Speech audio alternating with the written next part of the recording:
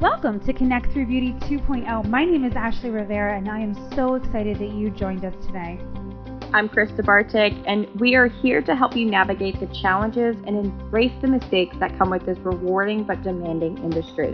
Whether you're a seasoned pro or just starting out, our goal is to provide you with the knowledge and inspiration you need to help you level up within your career.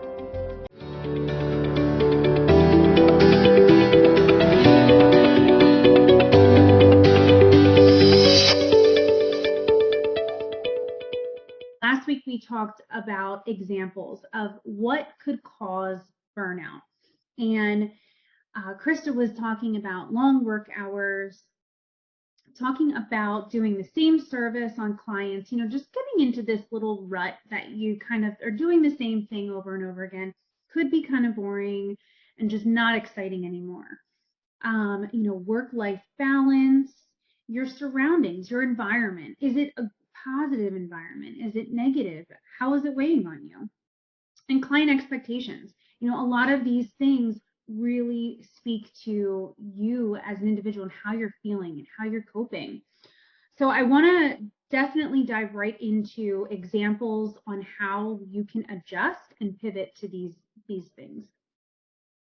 Yeah, so let's start on our first one, long work hours, how we can actually overcome that, what we can do in our business to make sure these long work hours and these weekends don't drive us to burnout. I would suggest giving yourself at least one Saturday off a month. When I was searching for salons when I first started in this industry, the salon that I'm currently at, I was interviewing there, and that was one thing that they said that really spoke to me is we give all our employees one Saturday off a month to have time for yourself. And that spoke to me on another level because that told me, hey, these people, my bosses, they care about me outside of work. They just not only care about the money I'm bringing into the salon. And I know people in this industry who haven't had a Saturday off for like 2 or 3 years. And that just blows my mind. So having a Saturday off a month and blocking that time, don't allow yourself to book clients there, and do something for yourself. I would also suggest at least getting off early one night a week, because working really long days can tend to feel like a routine and set you into a rut. So having a day where maybe you get off before dinner and you can make it home and have dinner with your family, or, run some errands afterwards and do something for yourself is what I would suggest to overcome those long working hours. It doesn't downplay the way things used to be at all. If anything, it's taught us so much. And again, we just evolved and came into this where we're at right now. And I love that. I came in the industry at a really fortunate time because it was when the industry was starting to make that shift. And I'm really lucky and I'm really fortunate to have found a salon who saw that shift and was diving into that before it was, as big of a thing as it is now. And, like I said, when I first started there, we had one Saturday off a month. Now we are giving all our employees every other Saturday. So now we have even more flexibility, and we're growing and going in the right direction. And I encourage everyone listening to do that for themselves and bring up the idea to your salon owners if you're in a commission salon, because if you're happier and you're filling your cup up outside of work, it makes you come into work and fill other people's cup up even more than you could imagine. You're ready to go. Your mindset is positive, and it uplifts the people around you as well. You go to check your client out up front and they forgot to pre-book their next appointment, and you really like them and you really want to get them in, so you're coming in an hour early to accommodate them, or you're staying an hour late to accommodate that client. Set the boundary and say no. No is a sentence as a whole. We don't need to explain ourselves. We don't need to give a reason why. It is okay to say no and put yourself first.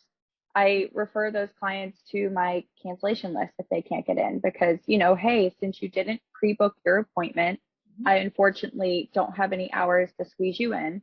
And I let them know, if I were to squeeze you in, I feel like this puts pressure on me and your service. And it is my job to make sure your hair is as great as it can be. And doing this is not going to allow me to do so. So let's recommend putting you on the cancellation list, and let's pre-book your next 2 appointments. That way we make sure this problem doesn't happen again. Perfect. I love that.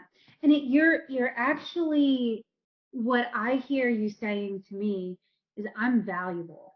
Like my time is valuable. And you're important to me too as a client. But as a professional, you have just handled that perfectly because your time is very valuable and precious, and you have to own that. In the in the beginning, when you're building, speak to that a little bit. How would you what advice would you give someone that is in the beginning of their building stage and they're kind of like they don't have these habits yet, they don't have really much of anything yet in place? What would you say to them just starting out? Starting out, I think you have to start out by saying the habit. And I think that's what sets it apart, because when we get in the habit of accommodating clients in ways that don't accommodate us, it's hard to break that habit. So I think if you're starting out, now is the time to start doing that, because it's going to shape how your career and how your job is going to look as a whole. Your clients are going to respect you. They're going to pre-book their appointments. And when you say no, you're putting yourself first. And I think starting out in the career is the right time to do this versus being an experienced stylist and then just now starting to set boundaries, because it's going to be really hard for those clients that you did accommodate to understand why you're suddenly putting this boundary up. So starting out from the beginning, it's really important to practice that. Love it. So now I feel like that kind of leads into client expectations as well. When we talk about work-life balance and setting that boundary also comes within our consultations as well with our clients. Not every client is going to be a good fit. And this is something I wish somebody sat me down and shook me until I understood when I first started, because we're people pleasers. We want everyone to be happy. And it's really hard to experience not having a happy client, especially when you love what you do and you show up to work every day so excited. You leave feeling defeated when you have those clients that give you so much anxiety. So when it comes to having that client that's maybe not a good fit, how to recognize that, because I know I've had a few in the past. And this goes into another topic that we can talk about in the near future when it comes to firing a client. But if you have a client on your books that every time you see their name and your stomach drops a little bit, and you know exactly what feeling I'm talking about, because I know we all have one of them, that client right there is not meant for you, and that is okay. It is okay to let them go, because for you to show up to work and see the clients names on your books and be excited to see them, that's important. When you see that name that gives you that pit feeling in your stomach, that's what's going to drive you to burnout, because you are doing things that you do not enjoy. Therefore, that is going to lead you in the wrong direction. Absolutely. It also is on your mind the entire day. So yes, the entire day. The entire day. So not only is it affecting you in the moment of that person coming in, but it's affecting your entire day. Most of the time, it's affecting your entire week, because you're anticipating this person walking in the door, and oh my gosh. Yeah. That's such a great point. Totally remember that. It really is more than just that one client at that one time. It really does affect your whole week, your day as a whole. And then your focus isn't on the client who's currently in your chair. Right. Your focus is on the client who's coming in 4 hours. And that's not how it should be. Well, it's not fair. It's not fair for you. It's not fair for the client that's in your chair now. I mean, none of it is fair, right? So it just doesn't make sense. Are you going to have people that you don't 100% love in your book? Yes. We're not talking about those people. We're talking about someone that actually really is just a toxic person that's coming in and really taking advantage of you. Just someone that does not respect you at all whatsoever. Yeah, there's always going to be like one person that has like their thing, and okay, I can get past that. And, things, that's just a part of being in the business. But when, when you have that person that's just really toxic and affecting your all day business, then that's just not good. I love that you pinpointed exactly which client we're talking about because, we're not going to bond with every client and Sure. there will be little things that each Yeah. client, we're kind of, it makes us a little We could probably have a whole podcast on that.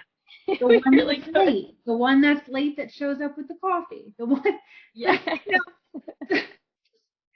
I mean, the list goes on. The list goes on. But it's Yeah. not those clients that we need to let go. It's the clients that cause more harm than good for a very long period of time.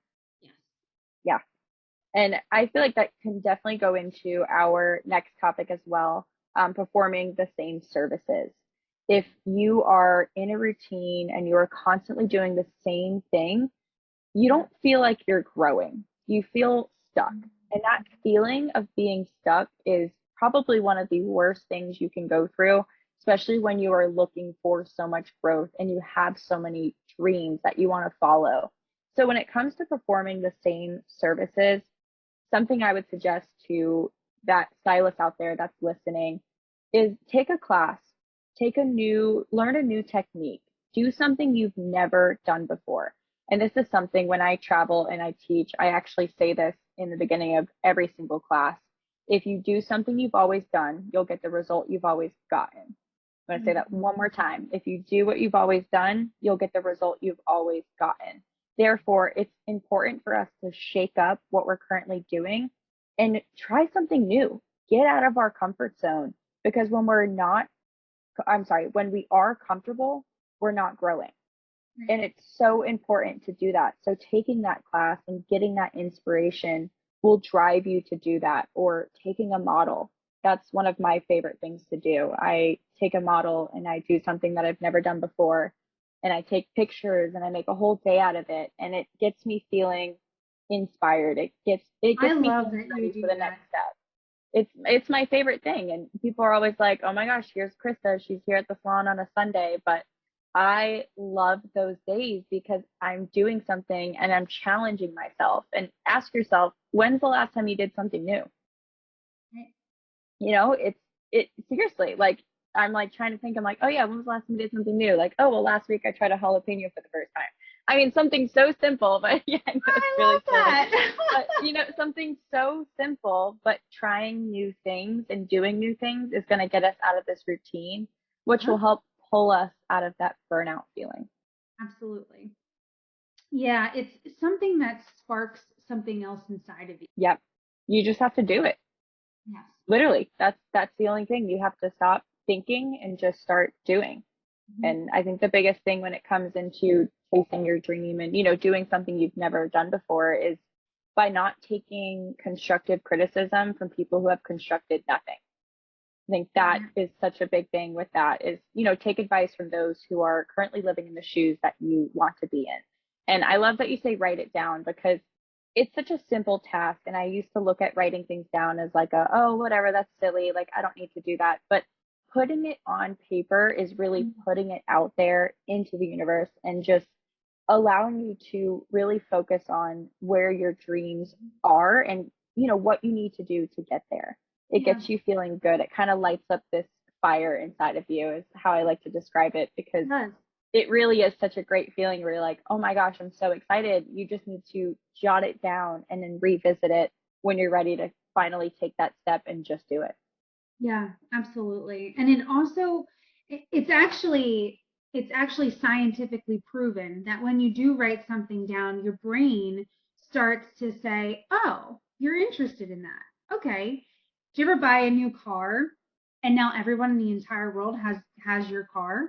Yeah. You like that, you never saw that before, but now that you invested your time and your energy into that new car, now everyone has this car. It happens to me all the time.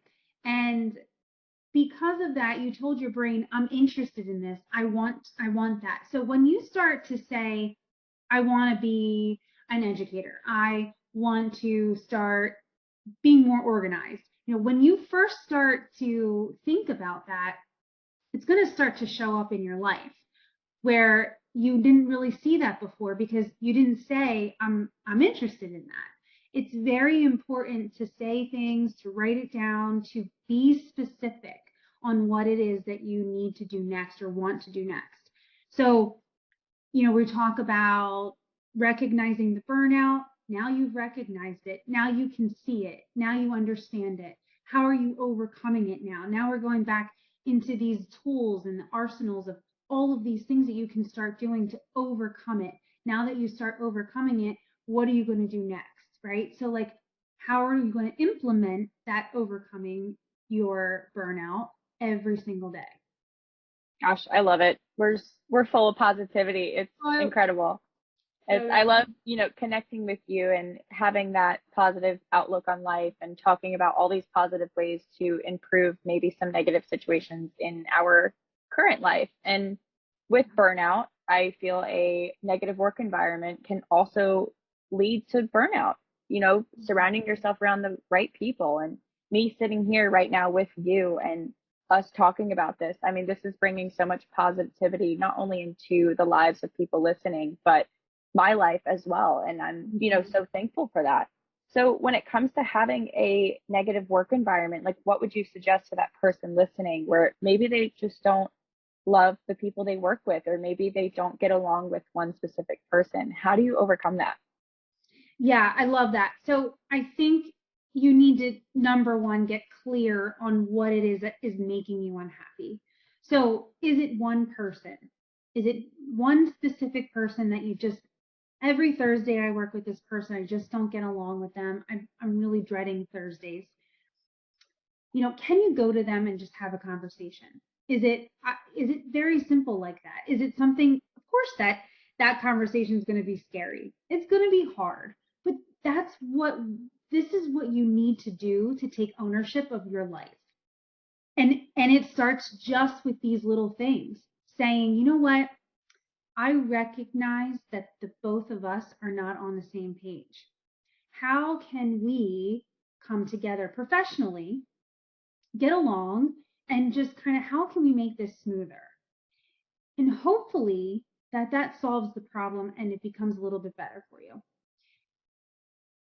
That's one example, but is it the environment?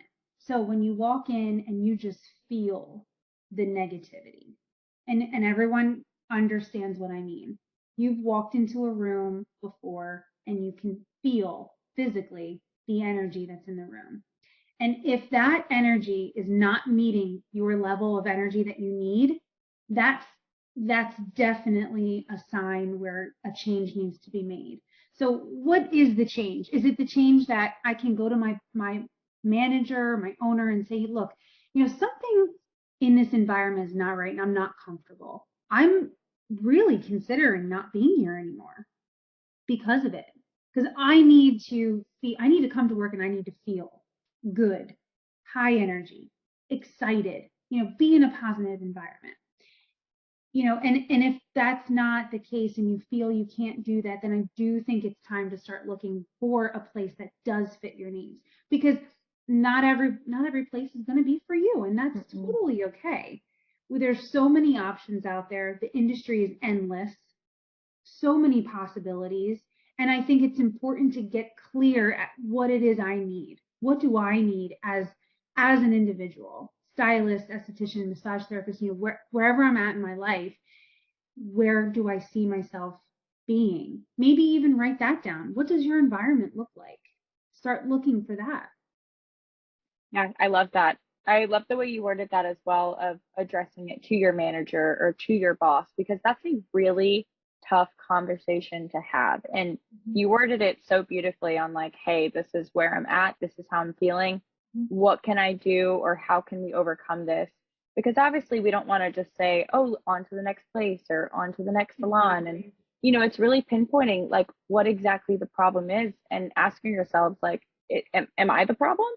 Like, is it the way I'm viewing it? You know what I mean? Sometimes we tend to, throw like a flamethrower, at certain things like, oh, this person, that person, but really sitting down and saying, okay, what is it that is causing this feeling, or what is it that's making me not want to be here, and how I can fix that. And like you said too, there is a right fit for everyone, of course. And if you're at a place that maybe isn't that right fit, then I do suggest seeking, another space that would better support you, your goals, and you as a person. But Right. taking a moment to really recognize what it is that's not fulfilling your needs and how we can overcome that. Yeah, and I think exhausting every opportunity you possibly can to stay is good thing, because you're right. It could be you, Mm-hmm. and that's hard. That's hard to see. But be the person that can take that in, that can take that comment that comes back. Be ready to maybe take that comment that comes back to you. You know what? Maybe you feel this way because of X, Y, and Z. Because every time you come in the door, you expect all of us to act a certain way. I don't know. Who knows? And maybe that's something that you just got to look in the mirror and say, you know what? I do expect a lot from other people, and I don't think I'm putting my due diligence in. So who knows what it is, but I guarantee at the end of the conversation, you will have a very clear answer on where you need to go and what you need to do. I love that. Being open to that feedback. Incredible. Good. Well, we talked about a lot of things that can cause burnout. And then in this episode, we went over how to overcome those certain things. Now, I love this series on burnout. I think it's great. We're opening that conversation to the beauty professional, and I'm so excited for everyone to listen. Our next episode is going to go into routines, what we can do to kind of get into this routine and help us make time for ourselves. These are a lot of great tools that we just supplied today. However, I feel like there's more things we can do to help overcome that. So stay tuned for our next episode talking about routines, and we'll see you next time on Connect Through Beauty 2.0.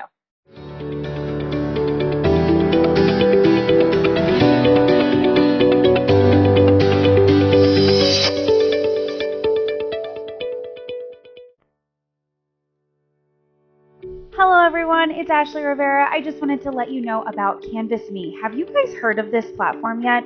Oh my goodness, talk about a game changer. If you are a salon owner and you have trouble recruiting, this is the platform for you. So go to canvasme.com right now, sign up today. You will not regret it. The people that I recruit on this platform are incredible. They are our people. Every salon has its own culture. And guys, you as a salon professional out there, you're looking for a salon to join, this is the platform to join too, because now you can look for your home, your place, the atmosphere, the environment that you want and you've been always envisioning. So guys, check it out right now, canvasme.com. You won't regret it.